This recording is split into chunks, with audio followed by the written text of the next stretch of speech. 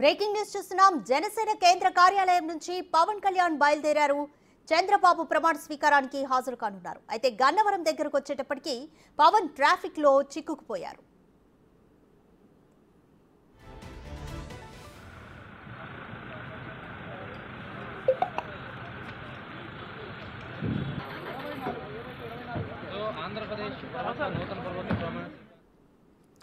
More details మా ప్రతినిధి శివ అందిస్తారు. శివ, పవన్ కళ్యాణ్ ప్రమాణ స్వీకారోత్సవానికి ప్రారంభమయ్యారు. కాకపోతే గన్నవరం దగ్గర ట్రాఫిక్ లో చిక్కుకుపోయినట్టుగా అప్డేట్. కంప్లీట్ డీటెయిల్స్ ఏంటి?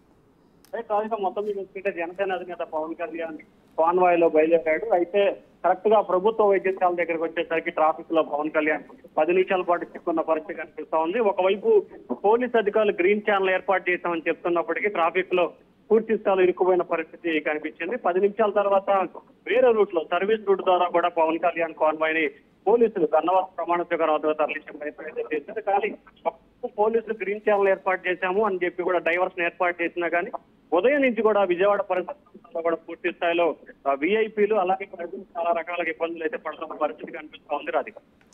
రైట్ శివ, పవన్ కళ్యాణ్ తో పాటు ఎవరెవరు బయలుదేరారు జనసేన కేంద్ర కార్యాలయం నుంచి? అలాగే పోలీసులు ఎంతసేపట్లో ట్రాఫిక్ ని క్లియర్ చేసే అవకాశం కనిపిస్తుంది?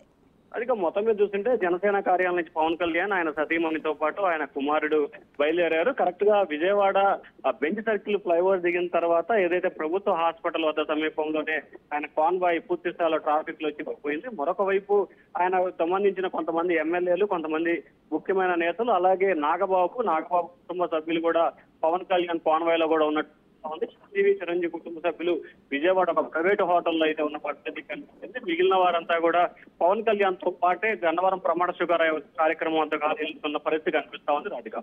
రైట్ శివ, పొద్దు నుంచి చూస్తూనే ఉన్నాం. ఉదయం 8 గంటలకే భారీగా ట్రాఫిక్ జామ్ అయితే ఏర్పడింది. కానీ ఎందుకని ప్రముఖమైన వ్యక్తులకు, విఐపీలకు కూడా ఇటువంటి పరిస్థితి వచ్చింది అనుకోవచ్చు?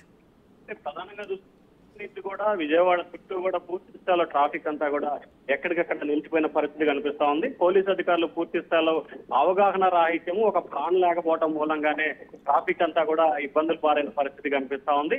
ఉదయం రాయలసీమ, ప్రకాశం, నెల్లూరు జిల్లా నుంచి కూడా గుంటూరు వైపు వస్తున్న వాహనాలన్నింటినీ కూడా ఒక్కసారిగా టోల్ గేటు అలాగే వారధి సమీపంలో పోలీసులు వేసిన పరిస్థితి కనిపించింది. ఆ తర్వాత ఒక్కసారిగా విఐపీల తాకిడి, ఆ తర్వాత ఈ వాహనాలు రెండింటిని కూడా బయటికి విడుదల చేయడంతో కూడా ట్రాఫిక్ తీవ్ర స్థాయిలో ఇబ్బందులు అయితే ఏర్పడిన పరిస్థితి కనిపిస్తా ఉంది. కానీ ఈ పరిస్థితి ఇంకొక గంట సేపు ఇదే పరిస్థితి కొనసాగే అవకాశాలు అయితే కనిపిస్తున్నాయి. ఒకవైపు 2 రూట్లని రాకపోకలకు సంబంధించి వచ్చే రూటు, పోయే రూటు రెండింటిని కూడా పోవడానికి పోలీసు అధికారులు ఇస్తున్నప్పటికీ ట్రాఫిక్ అయితే మాత్రం గంటల కోసం ఇబ్బంది పడుతున్న పరిస్థితి.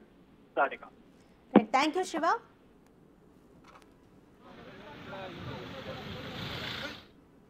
తదుపరి కార్యక్రమం విశ్వ జగత్తులో కలిగితురాయిగా వెలుగొంది. మరి కార్యదక్షతతో నిర్మించాలని తలపెట్టిన ప్రజా రాజధాని అమరావతి. ఈ అమరావతి ఔన్నత్యాన్ని చాటే నృత్యాంశం అజరామరమైనది అమరావతి అనే కూచిపూడి నృత్యంతో శ్రీ